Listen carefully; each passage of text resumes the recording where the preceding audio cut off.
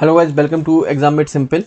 आज आपका ये लोअर पीसीएस का एग्ज़ाम हुआ है यूपी ट्रिपल एससी का।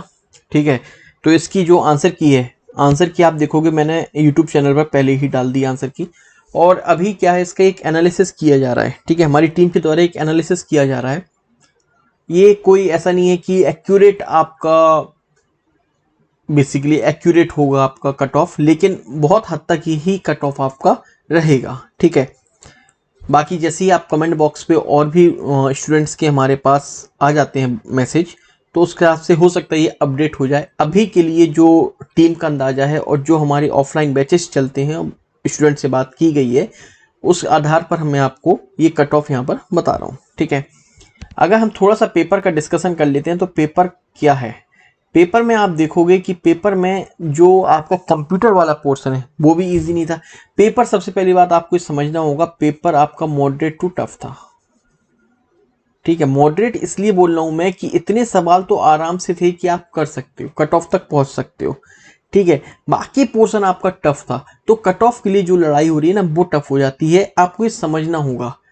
ठीक है, जो स्टूडेंट्स सही से मेहनत कर रहे हैं ना, तो उनकी जो लड़ाई होती है ना, वो 1 या 2 क्वेश्चन की होती है।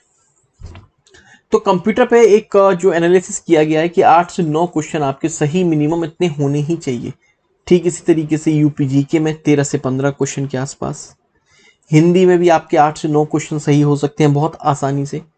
और डीआई 8 से 10, आपने प्रैक्टिस की होगी तो डीआई इतना पोर्शन आप यहाँ पर ला सकते हो। ठीक है, जीएस जो है वो मैं मान के चल रहा हूँ, जीएस में आपके करीबन 25 से 30 क्वेश्चन आपके सही होंगे। तो इस हिसाब से जो सेफ स्कोर है, जो मेरे अकॉर्डिंग सेफ स्कोर है, वो है 65 से 70। अब आप ये मान के चलिए, ये ऊपर नीचे हो सकता है, तो 60 से लेकर आपका 68 या 70 तक जा सकता है। इससे ऊपर तो जाएगा नहीं।